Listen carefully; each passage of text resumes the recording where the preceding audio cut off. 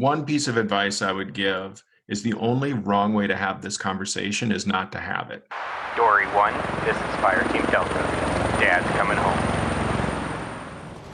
Welcome to the Military Veteran Dad Podcast, where it is our mission to bring every dad home. I am your host, Ben Colloy. I'm a United States Marine veteran, husband, and a father. We will bring authentic conversations to inspire action in your life so we can close the gap between the dad you are today and the dad you want to be tomorrow. This is the Military Veteran Dad Podcast. Welcome back to episode 67 of Military Veteran Dad. This week is the beginning of Alcohol Awareness Month, and what better topic to bring to you guys than to talk about something that's not really talked about. Maybe you don't struggle with alcohol or drug addiction, but maybe you struggle to have the talk, or maybe your kids are at that age where you don't really know how to approach it. All of those topics are going to be something that we talk about in this episode. Today's episode with Dr. Ben Nordstrom. He is the executive director of responsibilities.org, and his input, his advice, the stories, the conversations, we have some deep narrative. We go into some areas that we haven't talked about on the podcast in any depth. And I am positive if any portion of this touches your life of alcohol addiction, drug addiction, whether you grew up with a family that suffered from these, whether you worry about the feeling of carrying the pattern on with your kids, whatever you feel on those topics, I'm positive there will be a connection in this episode to help you feel something that maybe you haven't felt, or you haven't been given the perspective on it to understand how you can move forward. It's just a great episode, and there are many resources that we talk about in this episode. And if you want to check them out, go ahead and go into the show notes of this episode, and we will be right there with the links. We got the car screening assessment tool we talked about. We got the Ask, Listen, and Learn program that he talks about. All of the socials that he talks about are also in the links. The website for responsibly.org is there. And also, if you want to connect with Dr. Ben Nordstrom, I also included his LinkedIn handle. We talk about so many different things. We go into how the curiosity of kids leads to them understanding one way or another an idea or a view of the world when it comes to alcohol and drugs. We talk about the patterns of your behavior and how they'll repeat within your kids if you don't understand how they are repeating within you, and understanding how they're setting an example. Whether you want to be that the example be set is a different story. Letting your kids drink in your presence, is that good or bad? That's a hot topic. I often hear it both ways. I see it both ways. I grew up seeing it both ways.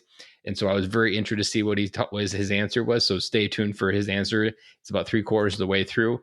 And I'm sure that answer will help even maybe point out some things in your own life that where you made a left turn instead of a right turn instead of going straight, whatever it may be. I'm positive this episode will give you a nice, solid piece of wisdom when it comes to this topic. And as Dr. Ben Nordstrom says, the only wrong way to deal with this is by not having the conversation. And that was so brilliant piece of advice. And he drops it right at the end. It just wrapped up the entire part of this episode, that only way you can mess this up is by not having it. Not having it is a way that you create these ripples that you don't control. You don't have any idea how they're happening out there, but you need to have these conversations with your kids.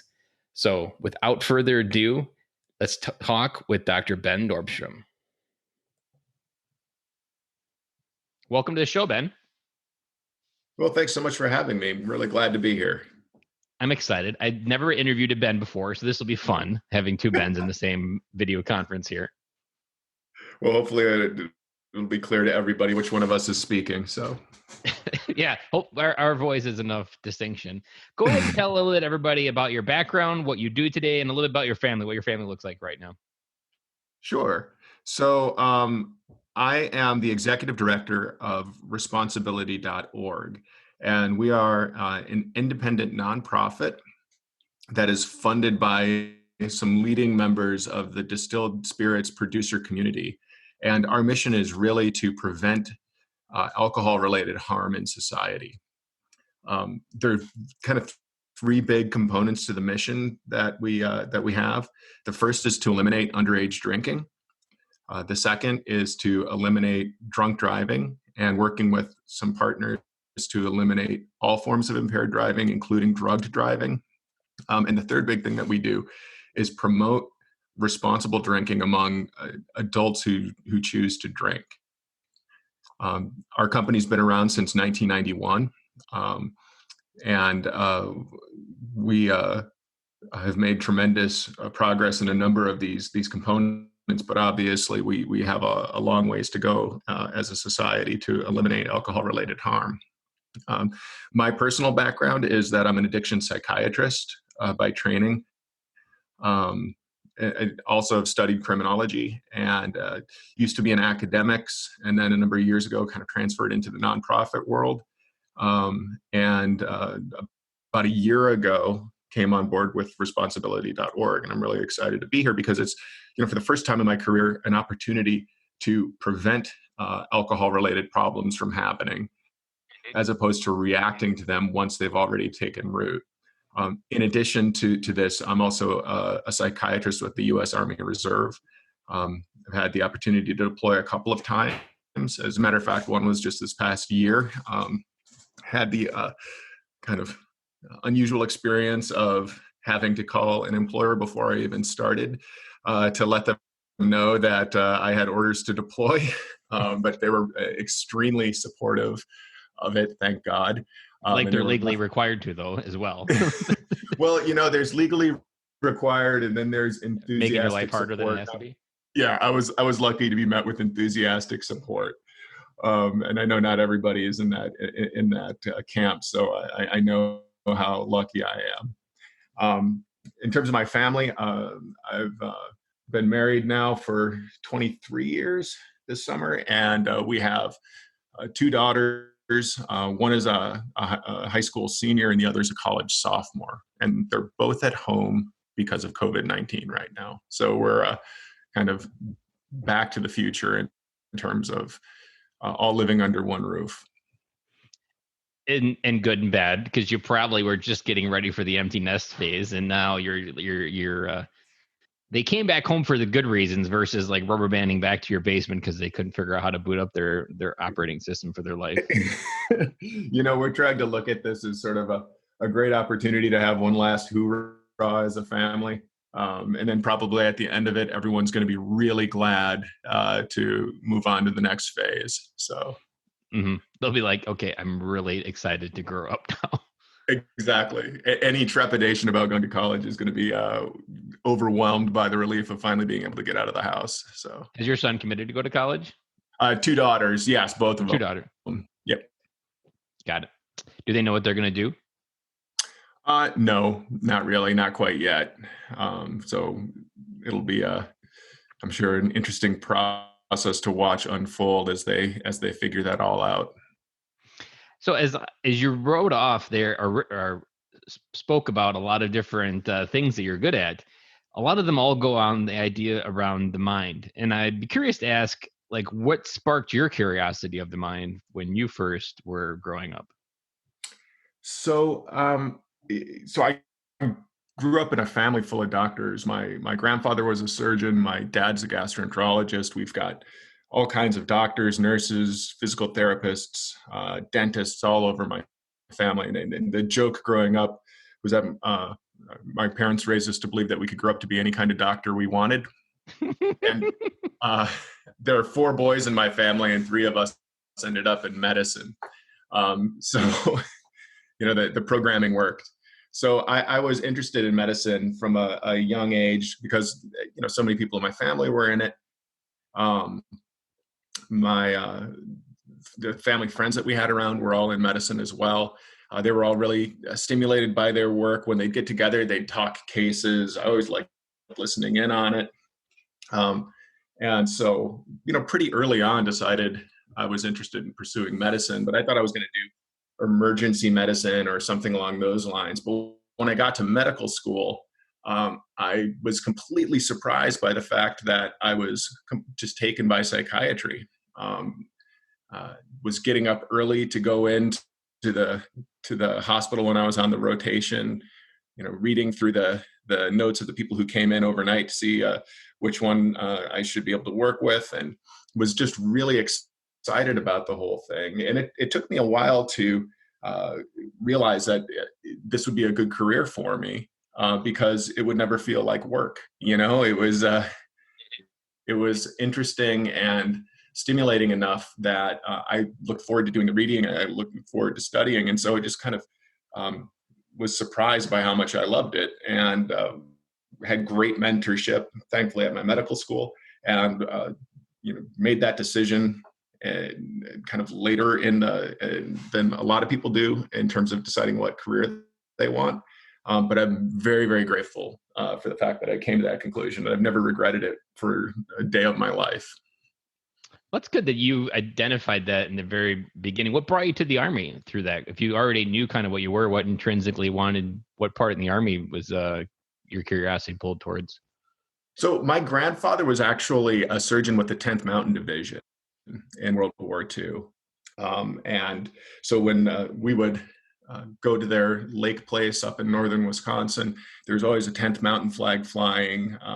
He never really talked about his specific experiences, like a lot of World War II vets. He played that very close to his vest, but he clearly took a lot of pride in his service. And so I was interested in that my whole life. But after the wars started in 2001, and then later on with Iraq, there was a critical wartime shortage of psychiatrists, and I felt strongly called to bring whatever I had to bear to help our troops in the field. And so when I was done with my training and education, I signed up. And another one of those decisions, I've never been sorry I did it. I've been very glad to have the opportunity to contribute in whatever way I can. That's really cool. And the part about responsibly.org that is, I don't know if everybody knows about it, of the organization, and especially the military, there's not a lot of responsible drinking. It's almost very much of a college culture of responsible drinking. And I remember in Okinawa, so I was there, and the legal drinking age in like 2004 was still 21. And then just like overnight, within a week or whatever the process was, but they lowered it to 18. And you just essentially cut 3 years off of everybody's drinking age, and everybody just goes crazy because you think you have 3 years to wait, and all of a sudden you were automatically allowed to drink. And it's not something that's talked a lot about, or even, I mean, it's talked about in like, don't do something stupid type narrative. That's used the language that military leaders would use, like, don't do something stupid this weekend. But it's not really talked about in like, why do you want to be responsible? Like, that's the part that I don't know if a lot of the conversations, like, why do you want to choose responsibility over stupidity? Is that something you find that why to be responsible is something that isn't talked about?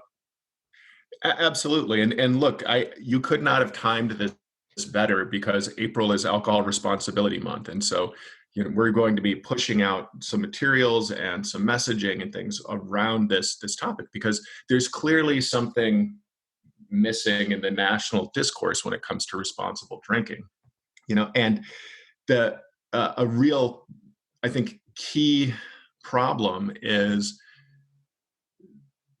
what responsible drinking is going to be very different from person to person. So if you go to the scientific literature and you try to read up on what responsible drinking is, one of the things that you'll figure out pretty quickly is that there's no agreed upon standard. There's no agreed upon definition. And it's one of those things where, kind of to your point, where the message is don't do anything stupid. It's kind of like you'll know irresponsibility when you see it. And I don't think that that's sufficient guidance for a lot of people, because I think a lot of people do want to do the right thing, and they want to do the smart thing. But there's not really been a good national discussion about what that means, or how do we define the parameters. And it probably is tied to, as you were explaining there, I was just thinking about that a lot of people don't fully accept responsibility for a lot of things in their own life. There's this idea that you're responsible for your own life isn't something that everybody is booted up with as they enter the world, that there's just certain things that are taken care of for you, and you don't have to own the quality of your life, and the choices you make actually will determine the quality of life you have in the future.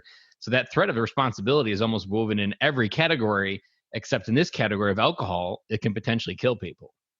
Like, Absolutely. if you're not responsible to get a job, you can still watch Netflix and you're not going to die. You may not have food on the table in a couple of weeks, but you're not going to die from that responsibility choice or not accepting of it. In this case, if you don't accept the responsible drinking, your actions can literally take the life of someone else. Yeah, and you're absolutely right. Especially when we talk about people drinking and getting behind the wheel of a car. And then that it's one thing to accept risk for oneself, and it's something completely different to create risk for other people. And Hmm. so when we think about responsibility, it's not just being willing to accept the consequences of your decisions or your actions, but there should be a broader discussion where we talk about um, what what can you do upstream of a bad event to prevent a bad event from happening in the first place. Yeah.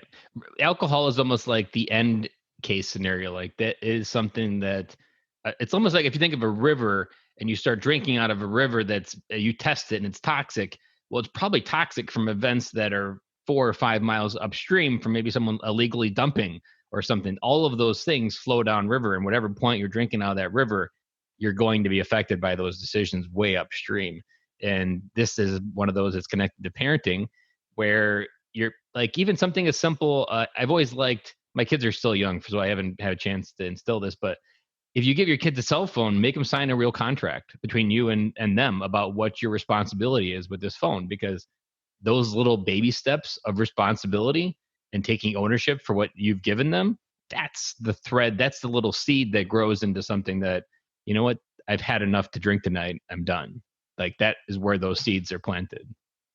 Yeah, and to your point about your kids being young, what I would say is it's never really too early to start conversations with them about these topics, and even around alcohol. Because little kids are curious about it. Hmm. Um, you know, they uh, they notice what you're doing. They're trying to learn more about their environment all the time. I think about kids as little biological supercomputers that are just going around siphoning up information to Hmm. try to make their world more predictable. They're trying to understand it better so that they know they can't have control, but they can at least be able to predict what's coming. And so they're paying so much attention to everything that we do. And especially in times like this where we can't get away from each other, where we're all stuck under the same roof, they're paying a lot of attention. And so when they notice that their parent is having a drink, and they want some, or they are expressing curiosity about it, there's an opportunity there to engage them and to start a discussion with them around what you're doing and why it's appropriate for adults, but it's not appropriate for kids. And when you start those conversations when they're really young, it makes it so that then when they're 13, 14, 15, 16 years old, there's some predicate for it. There's some behavioral Foundation. repertoire has been established where there's this open channel of communication. So, it's never really too early to start talking about these things, because we know, and what the research just clearly shows, is that the number one determinant about a kid's drinking behavior comes from their parents, that their parents are the number one influence. And so kids can't read your mind. So you got to kind of talk to them about what your values are, what your And if you're expectations not are. talking, they're watching your actions, like you just said. Exactly. And so there's always an opportunity to start these. And of course, you're going to talk to a kid at an age appropriate level. You're not going to talk to a 4-year-old about ethanol and how what a standard drink is or anything like that. But you can say this is something for adults, and it's not good for kids because it's not good for your brain and your body when you're little. Your brain and your body have to be developed before it's okay to Mhm. to use this. And so there's ways to start that conversation early on and then continue it as they develop. As they get more sophisticated, the conversation can get more nuanced. And something we haven't pitched in or talked about yet, but I think it's tied right to this topic, is the emotional behavior connected to drinking. And so a lot of parents connect their drinking to sadness or to as a medication for what they're not feeling in their life. And something with my kids being as young there, one thing I do with them is I'm always coaching them about their emotions. And so like we've had a bad day and maybe one of them made a bad decision in the morning, and oftentimes that'll put them in the mood and they'll just be a consequence or a river that keeps flowing throughout the rest of the day. based on that early decision that she made that just was flowing down. And so when I'm talking to say my daughter about like, you made this decision very early on and that just kind of continued to flow, you can have a better way to handle those emotions and all those different things. So I use emotions kind of as a way, like you're responsible for how you feel and then how you project those emotions onto others. You're responsible for how you make other people feel because you didn't manage what you felt properly. Like it's okay to feel, but if you actually intentionally hurt someone, you're responsible for how you made them feel and you need to care. And like that's another seed that kind of grows. And as you carry that forward like that, and even you think about like if you see a parent sad and they're drinking, they're instantly going to connect that this is there's lots of teenage emotions of feeling sad. It's like an unregulated, it's they're figuring out who they are in a very time where their body's changing, their social structure's changing, their pressures of being adult is increasing. And if you already have these coping mechanisms, they're going to copy it if you don't necessarily talk to them or maybe even aware of what you're actually doing in your own life to use alcohol. I could not agree more emphatically. All right. That I think that you've put your finger on a really key part of the discussion that's been missing when we talk about responsibility with alcohol. And there's a lot of focus on how much people drink or over what period of time people drink. And that is important. And that's undeniably important. But if we focus on that and we don't talk about two other big components, which is your mindset going into drinking and then the setting that you're drinking in, you miss the opportunity to recognize how much control you have over a situation. And, when you think about your mindset, including your mood, including what are your expectations from drinking, what is alcohol going to do to you and for you, and thinking about what your intentions are, those are really important things for us all to bear in mind. And so when you talk about people drinking when they're sad, kids will pick up on that, and it's, again, with Alcohol Responsibility Month coming up next week in April, what we're trying to do, especially in this time, is get the word out that drinking is not a coping mechanism. Alcohol is not a coping strategy, and it shouldn't be used as one.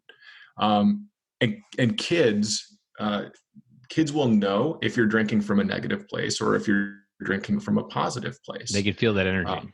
Yeah, absolutely. It's that old saying that, even a dog knows the difference between being tripped over and being kicked. I haven't heard that one. I like that.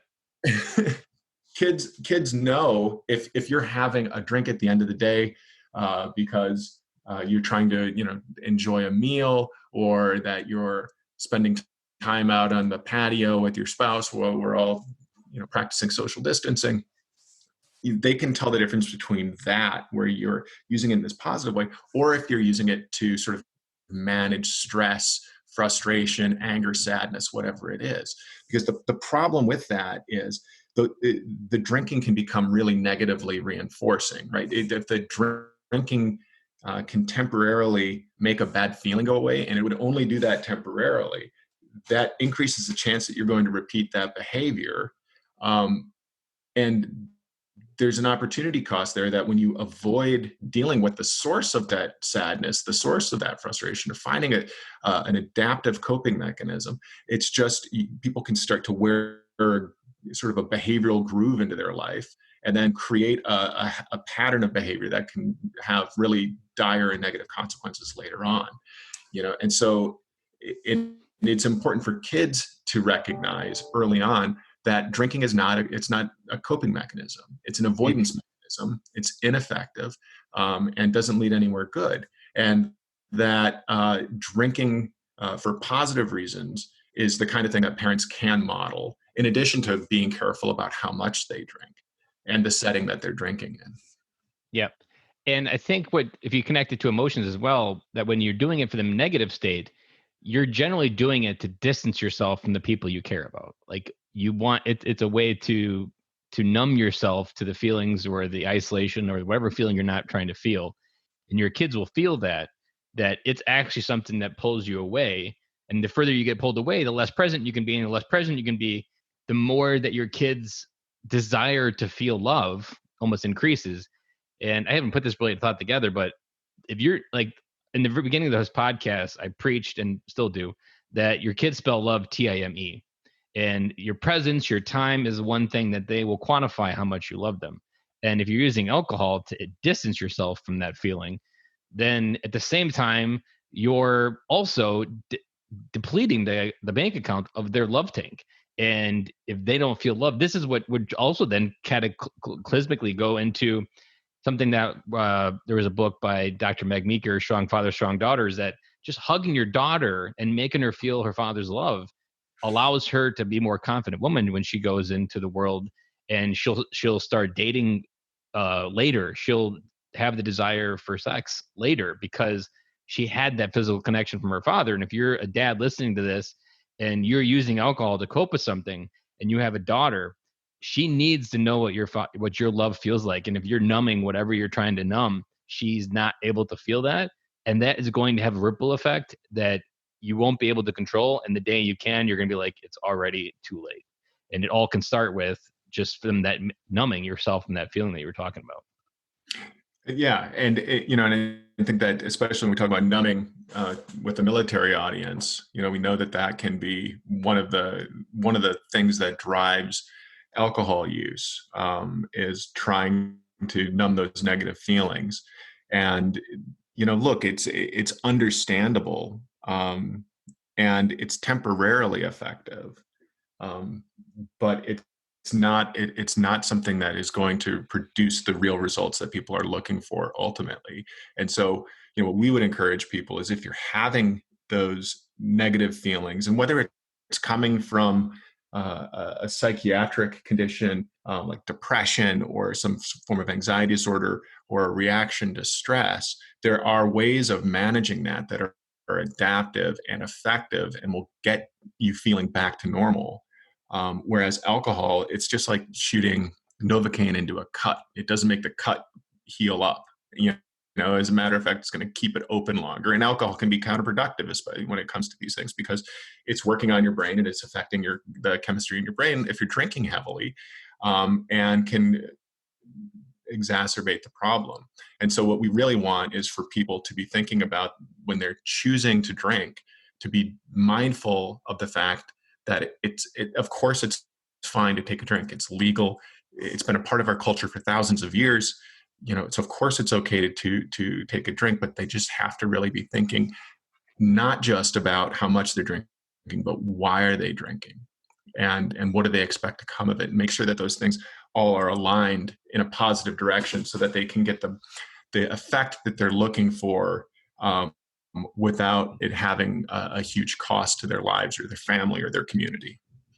I often hear, so I've been in dad groups for a long time now, and there's always dads in there that were heavily drinking, not into a point where like maybe a bottle a day type where they were complete like alcoholics, but they used alcohol quite often. And they would always kind of wake up with that hangover and that numbing feeling, and would just feel off the rest of the day. And they would always when they took away the bottle, they would always be like, I'm just more present with my kids. And like, even something that's simple awareness, like you can often think you don't have a problem. Maybe you think you're just social drinking on Friday with some friends, and maybe you think it's perfectly okay and acceptable. But then when you remove it, and then you kind of can do that comparison, that's really where you can see the analysis. Am I really social drinking, or am I really living a lifestyle it's taking me away from the most valuable time, which is time with my kids? Like, every Saturday that you're hungover is one less Saturday they're going to be there before they leave the house. And something I'm sure you're reflecting on is the kids are back home temporarily and getting ready to leave, that every one of those Saturdays count, and every one of those summers count. Like, you only have 18 summers with your kids, and how you show up in their lives, whether you're sober or not, like, those are going to determine the quality of the adults that you help put into the world. Absolutely.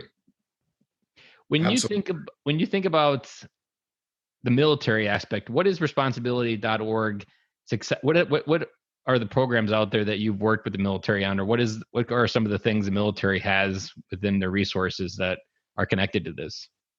So we've just kind of recently started reaching out into veterans affairs and veteran matters. The place where we're sort of stepping into this is in Texas, because they have the highest number of military veterans in the country, and just in terms of raw numbers.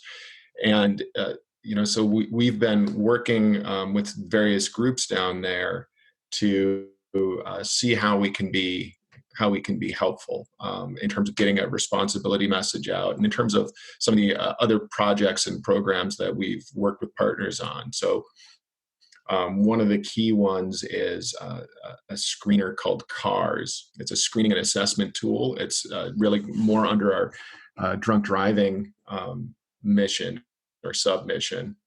And what CARS does is it helps identify whether there are unmet alcohol, drug, or mental health challenges that a person needs to be addressed in order to really reduce the likelihood that they're going to be rearrested for DWI. So, and it was studied using DWI populations, so that we know that it's got validity for that group, and it's a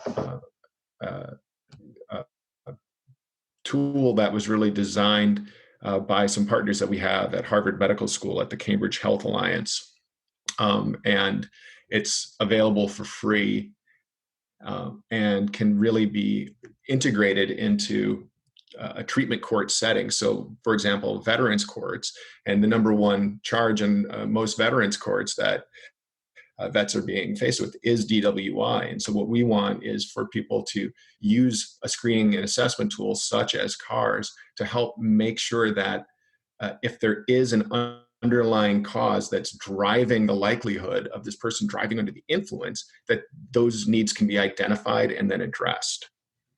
And that's a good point. And as I don't know, let's say a normal person looking through this lens of alcoholism that doesn't really fully understand it because he hasn't had to deal with it or had it close in his life, it's always hard for me to fathom when you're reading the paper, like this person was registered for their 7th DWI. And like the mind, like to me, if I were to get a DWI, I would just be I would just be in devastation. Like I would feel like a failure. And the idea that I could do it twice would just blow my mind. But yet there's people out there that are in a completely different state.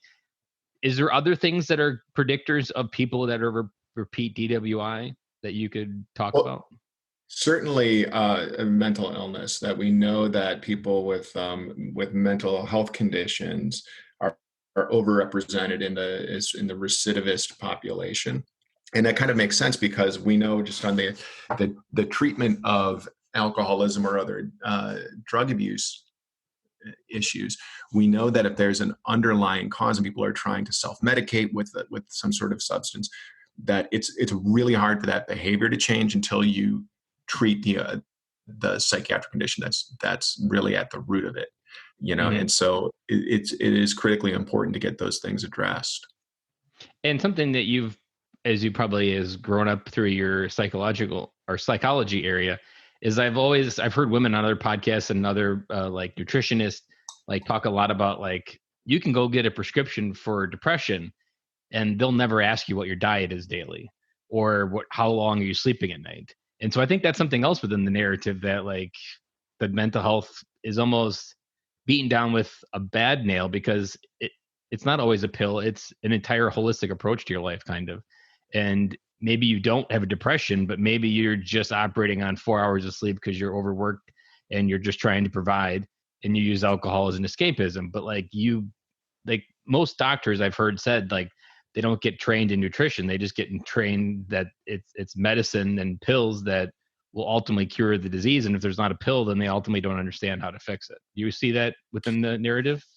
Yeah, absolutely. I mean, I think that what you're putting your finger on is the distinction between mental health and mental wellness. That if we think about specific psychiatric conditions, you're talking about something that's pretty far down the path relative to just being mentally well and being in balance and doing all of those sort of affirmative actions that people can undertake to stay optimally fit. It would be the distinction between somebody who is exercising and working with an athletic trainer as opposed to somebody who's working with a physical therapist in rehab. That one is about optimizing function, and the other is about treating a medical condition of some sort. And that more and more, I think people are recognizing that good mental health is really far upstream into that mental wellness space, where we're talking about resiliency, having a lot of good coping strategies available that are well practiced and can be deployed under a lot of different conditions, so that people can maintain balance and hopefully prevent certain mental health challenges like depression or anxiety conditions from manifesting in their lives. I imagine what the statistics would also show that a lot of alcoholism and drunk driving is correlated to the amount of opportunity they have in their life. And I think this is something that veterans fall harder to, because when we transition out, we can often feel like the opportunity just dried up in our life and that there is no next step for us to take. And so we almost want to escape from the inevitable that is maybe that our life isn't worth living, that we don't want to come to that conclusion. So we use alcohol to numb. And I'm sure even on the civilian side, that the amount of opportunity you have in your life can directly correlate to the amount of hope in your life.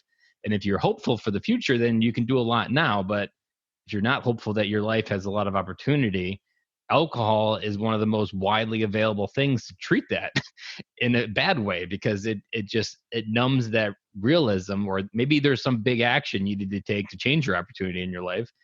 And alcohol can just keep you in neutral, spinning your wheels, and you'll never really know why until you Yeah. recognize that this is the one thing holding me back. So there's an expression from Finland that's a little crude, but it's effective, and that it's like pissing on yourself to warm up. You'll warm up for a second, but then you're going to be colder than you were in the first place. And so using alcohol as a coping strategy, temporarily, it's effective. It's understandable for why people use it, but they got to understand, when you play the tape on that, it's just not going to advance your cause. It's not going to help you get where you're trying to go if you're using it from that negative space. Is there a story that you could share with us, maybe, of something that really hit you hard as a person within this field that continues to fuel your why, that you could share without any issues or ambiguity of names or anything like that? I mean, there's almost too many of them, and it'd be hard to pick just one. But I think the kind of modal case, it would be somebody, we can talk about it on the veteran side, people coming back, and I'm a reservist.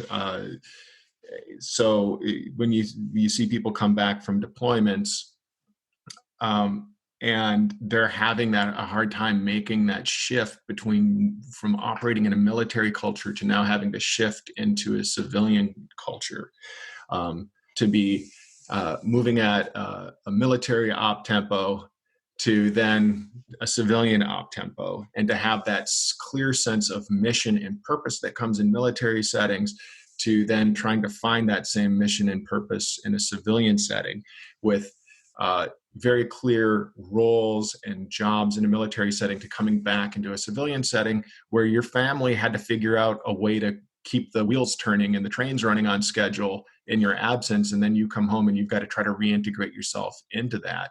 And then people starting to drink from the challenges that come with all of that. And if you add in traumatic stress, it's of course that's a bit of a force multiplier when it comes to this, but it doesn't even need to be there. There's no easy deployment, right? I mean, because these things are true in any deployment. When people come back, they still have to deal with these issues. And then people if they start to drink, and then if they're not addressing these concerns, the problems that come with that avoidance behavior start piling up.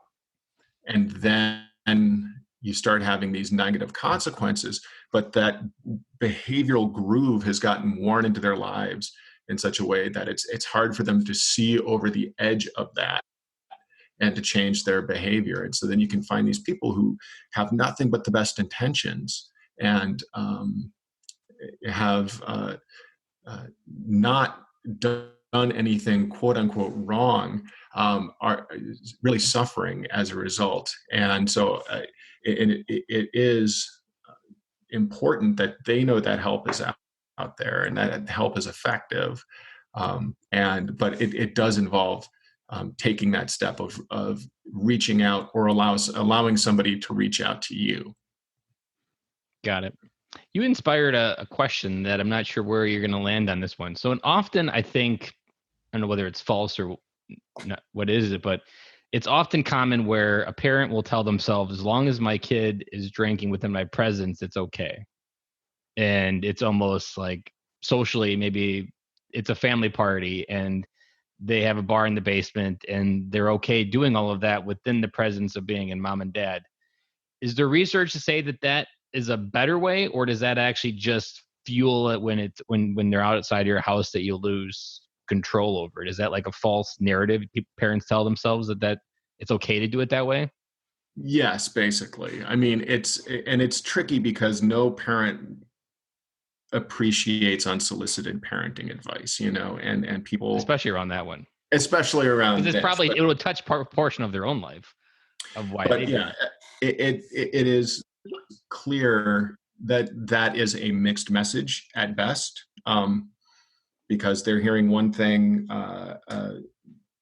you shouldn't drink, but then they're getting this unless, and that opens the door a crack. And we know what kids do when you open the door a crack. They push. And we also know that, like I said earlier, that parents are such a huge influence, more than peers, certainly more than the media, more than anything like that. They're looking to get their cues from the parent. And so you have this opportunity as a parent to send this unambiguous message that there's nothing wrong with drinking when you're old enough, that you really do need the concrete to harden in terms of your neurochemistry and your physiology. And then it's okay to do it as long as you're drinking at safe levels and in safe places, and you're, from the right headspace, but to your earlier point, when if you all of a sudden throw the doors open at 18, the concrete hasn't had that chance to really season. And there's a reason why the drinking age was moved to 21. It's because, those good decisions are easier to make when your brain's done developing. And frankly, it's not done at 21 either, but, it's considerably more so than at 18.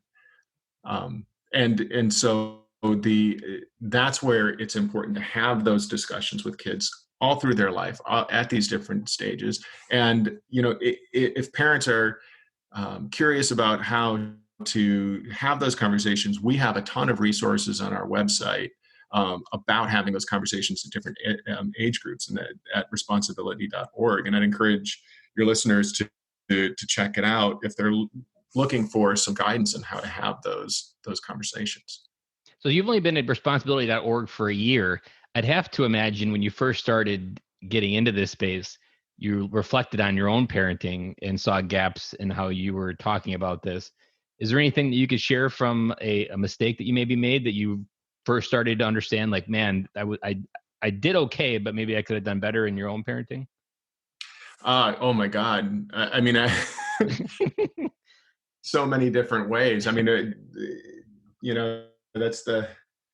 That's always the thing, is your mistakes are so much clearer in hindsight. I work for the organization now, so now you're even you're more trained in the methodology, the reasons. Oh, absolutely. We did try to have conversations with our kids around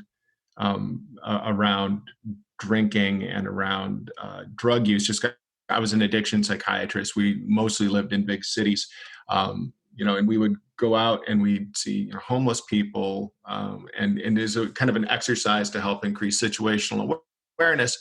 They'd say, "Oh, can I go climb that tree?" And there'd be a guy passed out underneath it. And we'd start talking about, okay, well, do you think that guy over there is, you think he's just a dude taking a nap, or do you think that he's passed out from substance use? And so we would try to talk about that and tie that to the idea of good decisions and bad decisions around substance use. But we really did miss the opportunity to just talk about my wife is a lifetime non-drinker. She's just not interested in it. But I missed the opportunity to kind of talk about when I would have a drink, about why I was having a drink, or when I wasn't having a drink, to talk about why I wasn't having a drink, because, I wouldn't drink if I was stressed out.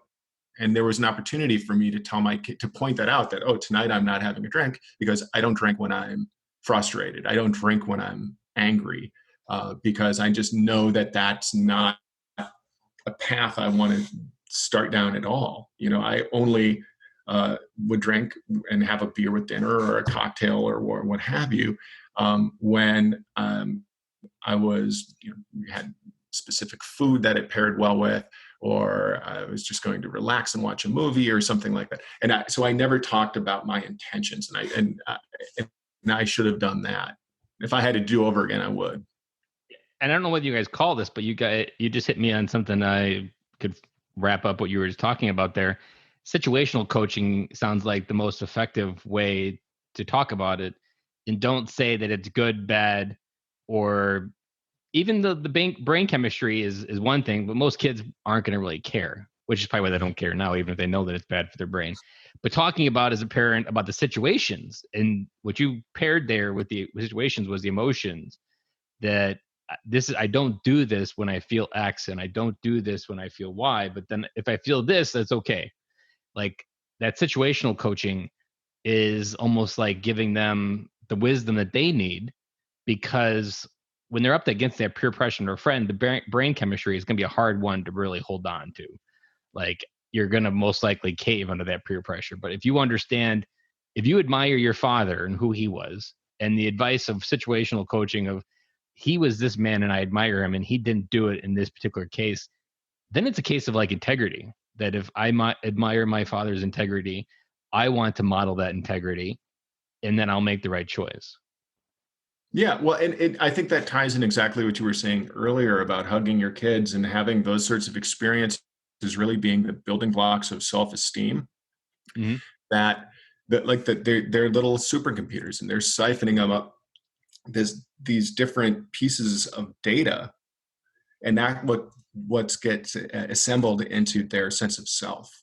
And so the more good pieces of data that you can give them that help them assemble a resilient and tough sense of self, the better off they're going to be in every circumstance. Mm-hmm.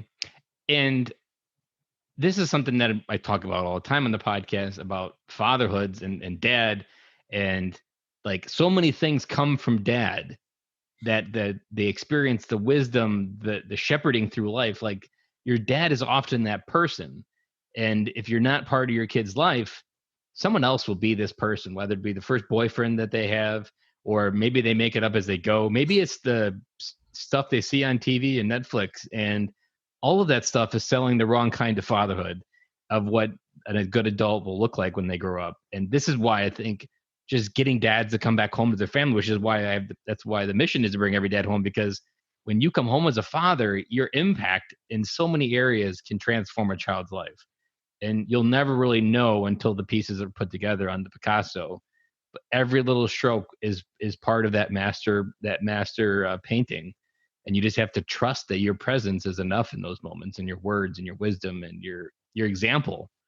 Like, that's the gift of fatherhood that you get to lead by. And it's the best kind of leadership. And training for leadership at home is the best way to train for leadership at work, because at work, people most likely will listen to you. But at home, you got to get your kids to do things they don't want to do.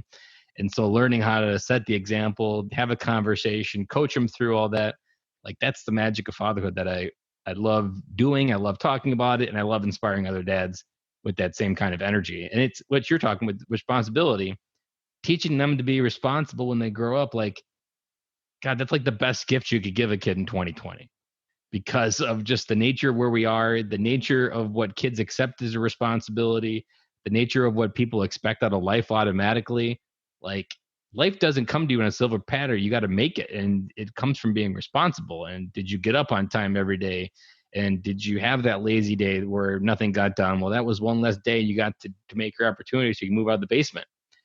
All of that happens by becoming responsible. It's not just one narrative around alcohol. It's like, how do you become responsible for your life? And as you said, it comes from those little seeds that you plant when the kids are growing up of what responsible parenting and adulthood looks like. Absolutely. I think you said that beautifully. Well, as we wrap up this interview, I've enjoyed this. We haven't really dove into this topic, and it's going to be a topic that I know will hit a few dads hard because it's going to be some hard truths that maybe people haven't been willing to acknowledge. But then hopefully it also gives some wisdom for the dads looking to have this conversation. I know I got some out of it for when I have to have that and what I can do today. What's a parting piece of advice you want to leave for a military dad out there listening to this that you want to be the nugget that they take away if they only can take away one thing? I know it's kind of hard, but the one piece of advice I would give is the only wrong way to have this conversation is not to have it. Ooh, I love that. That was a mic drop moment right there. Well, I think so many times people think about these sort of big conversations as something where they've got to have everything scripted out and they have to have a battle plan with all kinds of contingencies. Have to have read 5 books. If they say this, then I'm going to say that. And if they say, X, I'm going to say Y. It doesn't have to be that scripted. As a matter of fact, that can get in the way of it just being authentic and in the moment. Like I said, our website, responsibly.org, has got materials to help people guide their way through this if they want to use them. But what we'd encourage is just embrace the messiness of it, seize the opportunity, and just start the conversation early on so that it's never this big momentous conversation later, and that what you want to do is just have a continuum of conversations that get more sophisticated and more nuanced as the kid gets older and better able to understand it. Is there any challenge going on for the month of April that parents can take part in, or is there any type of social media campaign that you guys are running? Well, it is Alcohol Responsibility Month, and so we're going to be pushing out a lot of things with that hashtag. Encourage them to follow us on Twitter. We're at GoFAR, FAAR. Our technical name is the Foundation for Advancing Alcohol Responsibility, but for obvious reasons, we kind of go by responsibly.org. So that's kind of a mouthful. But we're at GoFAR on Twitter. We have another program called Ask, Listen, Learn, which is a free course for schools to use, all about alcohol in the developing brain.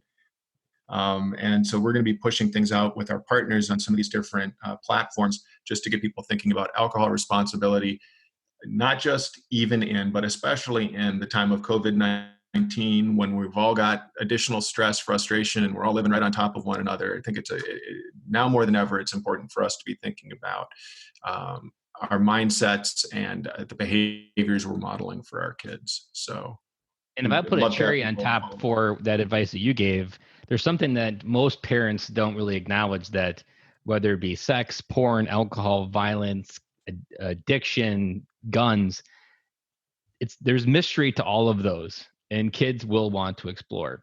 And there's a fundamental truth to every one of those categories, that if you don't become the first voice within their knowledge of understanding it, someone else will.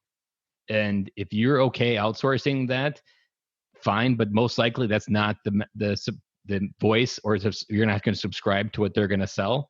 And it will already be too late by the time you realize that someone else already answered this question for your kids. The mystery is gone and they're already starting to use it. Absolutely right.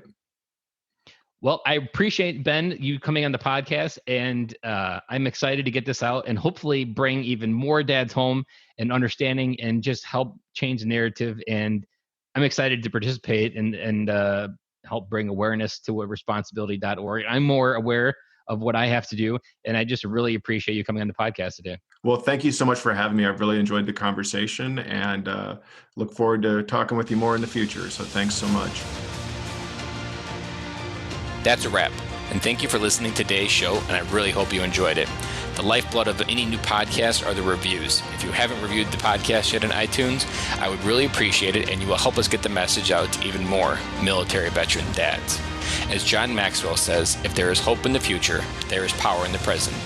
Dads, it's time to come home.